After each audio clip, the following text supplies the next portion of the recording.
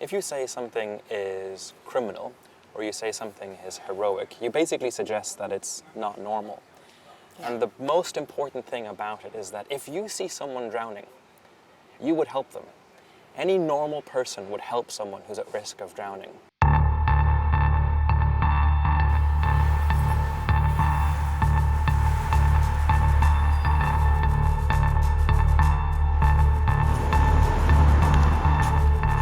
Seán ha 31 anni, vive a Londra ed è un avvocato. È stato fermato una prima volta a Lesbo, in Grecia, nel febbraio del 2018. Pochi mesi dopo è stato arrestato e ha trascorso 106 giorni in carcere.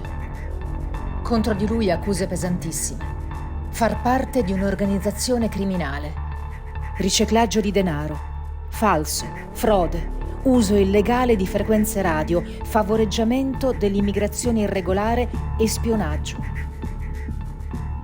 Scarcerato sotto cauzione, affronta un primo processo per alcuni di questi reati, i più lievi, dove le accuse crollano per vizi procedurali. Il 4 dicembre tornerà in tribunale per affrontare le accuse più gravi. Appartenenza a un'organizzazione criminale, riciclaggio di denaro, favoreggiamento dell'immigrazione irregolare. Se giudicato colpevole, rischia fino a 20 anni di carcere. So I was with my co-accused, Sarah Mardini, doing something we call a night shift or a spotting shift. So just imagine that Lesbos Island has this real closeness to Turkey. And because it's so close, and because it's water between the two, not a land border, people make this journey in small little dinghies. Dinghies that are maybe 3 times the length of this bench, but there might be 60 people in it. But they make this journey at night. It's really hard to see boats at night, and they don't want to be seen. So their lights are off, the engines are very small. And so what you need to do is you need to stand at the cliff or the beach and just listen. And so between the hours of midnight and 7 a.m., there's always 2 people, myself, for example, standing there and listening for the sound of a small boat engine or to screaming, because that will be an indication that someone is in distress. And so we were doing this shift. We were standing on the beach at around 2 a.m. and the police arrived. This was in February of 2018. Okay. And so they arrested us. I was taken in with my co-accused, Sarah, to the local police station where we were searched. We gave everything over. And then we were held in a cell for one night. They questioned us. And they released us, what they said was, pending further investigation. Basically what they were saying is that we're going to release you now, but we're going to look for more information because we think you've committed a crime. Facciamo un passo indietro. Quando è che hai iniziato, che ti sei avvicinato al volontariato, al mondo del volontariato e a questo tipo di volontariato? Well, it was during the so-called migration crisis in 2016 and 2017. Europe had been experiencing a sudden influx of refugee migration. Mm-hmm. And it was around the time that I was studying my master's degree. My master's degree was partly in European defense and security policy, which is when I learned that the way that Europe responds to people literally drowning in the Mediterranean and the North Aegean Sea is by trying to block them, trying not to help them. When I realized this, I thought, this is unacceptable. And yet it's happening in my name. I'm German, I grew up in Ireland. It's happening in your name as an Italian citizen. Yeah. What happens at our borders, the death at our borders is happening in our name, and I felt outraged by it. And so I decided to go and volunteer. I volunteered on the small Greek island of Lesbos in 2017. I did so because I have some training in search and rescue. As a teenager, I grew up in Ireland, and I learned to scuba dive, and my scuba diving qualification was a rescue diver. And so I felt, okay, I understand the policy reasons that people are drowning, and I might have some practical skills to help people, I'll go and volunteer for a while. Look, in the ideal world, there would be no need for search and rescue because no one would be drowning. In a better world, search and rescue would be done by the Navy, by Frontex, by the Coast Guard. But in the world we live, it's not being done by them. And if no one does it, people will drown. People drown in their thousands. The Mediterranean is one of the deadliest seas in the world, and it's because the authorities are not doing their job. If you were truly intending to stop smuggling, you would make sure that there are safe and legal pathways to seek asylum. Otherwise, counter-smuggling just leads to smuggling.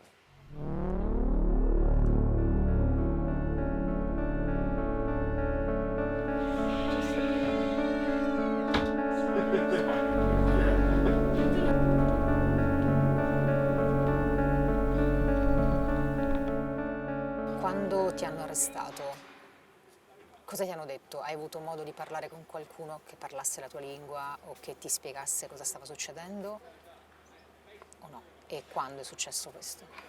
When I was arrested, we asked for lawyers, and we were basically ignored.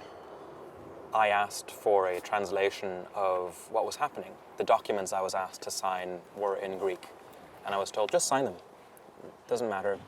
Nothing bad is going to happen, just sign them. When they asked for my devices and my PIN codes, I wasn't given a translation. One of our trials had to be cancelled because the prosecution didn't provide interpreters as they are supposed to, or the court didn't provide interpreters. The prosecution didn't provide translations for the documents against us. There were pages missing in the indictment against us, which meant that we didn't know what we were being charged with. All of these are violations of our basic right to a fair trial. Questo processo sta durando da tantissimo tempo. Secondo te c'è una strategia per, diciamo, fiaccare un po' gli animi e questa attività anche che voi fate? Cioè c'è un pensiero dietro? Yeah, the way I think about this is the prosecution accuses us of being these really heinous criminals, really serious criminals. Well, if they were serious about that, wouldn't they want us in prison as quickly as possible? And if they had any evidence that we did something wrong, we'd already be in prison. But we're 7 years later, and we're the ones pushing for the trial. The prosecution isn't bothered about the trial. We're the ones pushing for it, which tells me that they're not confident that we'll be found guilty. It tells me that they're pretty confident that we will be found not guilty.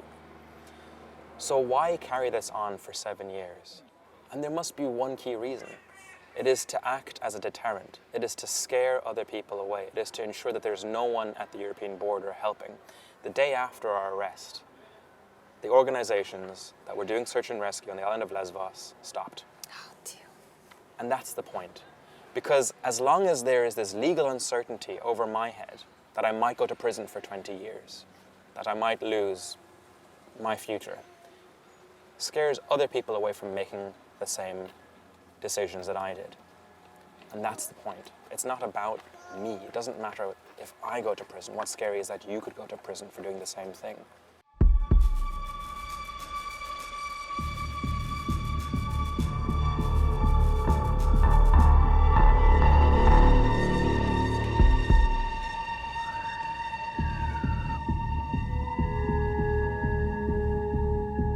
Il Parlamento europeo ha definito questo caso uno dei più grandi casi di criminalizzazione della solidarietà. Io ho un po' la sensazione come se un po' dappertutto la società civile fosse sempre molto più avanti poi dei governi, no? Però ecco, un paese non si può reggere sulla solidarietà delle persone, non si può reggere solo sulla solidarietà delle persone. Che cosa ne pensi? I think that's probably right. I have a hard time knowing where solidarity comes from. My sense is that there are several levels on which we should be thinking about this. One of them is solidarity, but one of them is also our legal obligation. Solidarity is a discretion. I don't have to stand in solidarity with you. I can choose to do so. And if we're using solidarity as our main means of helping people who are refugees or who need our support, then we miss the point that not everybody feels that way. not everybody wants to stand in solidarity. So it is a less powerful tool if you don't feel solidarity. If you contrast that with a legal obligation, the law applies whether you like it or not.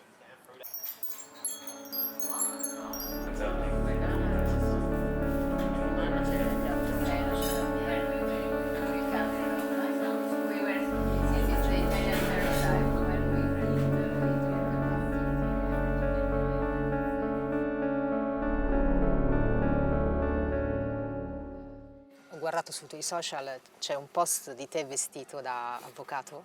Dici grazie alla giustizia greca per avermi ispirato. È vero che questa vicenda ha ispirato, insomma, ti ha spinto a percorrere questa strada? Yes, absolutely. I had no intention of becoming a lawyer until I was in prison. And it was in prison where I met asylum seekers who honestly I don't think had done anything wrong. We have so many reports of asylum seekers and refugees not being given a fair hearing, not being given a fair trial, and so they end up in prison for years at a time, for having done nothing wrong. And if only a lawyer had been there to help fight their corner and to help them. And so I felt it would be a good use of my time to go and do this kind of work. I was also so inspired when I saw lawyers fighting for me. I mean, I was completely helpless in prison. I don't speak the language. I don't have the legal experience or the tools to help myself. I've never felt more powerless than in a prison cell. And then to see my lawyer stand up and say, this guy has a right to a fair trial. He has a right to be treated in this way. It was amazing. And I hope that one day I can bring the same kind of thing to others. A questo punto che cosa ti auguri per il tuo futuro innanzitutto e poi in generale per il futuro di questa situazione, insomma? Well, I certainly don't want to go to prison for 20 years. I love Greece. Great country. Food is excellent, but 20 years in a prison wouldn't be the best way of doing it. What I would love to do is just to live my life normally. I hope that after December, when we receive our not guilty verdict, that I just live my life. For the past 7 years, I have struggled to find work. I've not been allowed to continue working as a lawyer. You know, I'm getting older now. I can't have children until I know I'm not going to prison. So it would be nice to start a family and just to do things that I have been unable to do for the past 7 years. Maybe get some therapy, deal with my problems. Nothing special, just to start my life properly.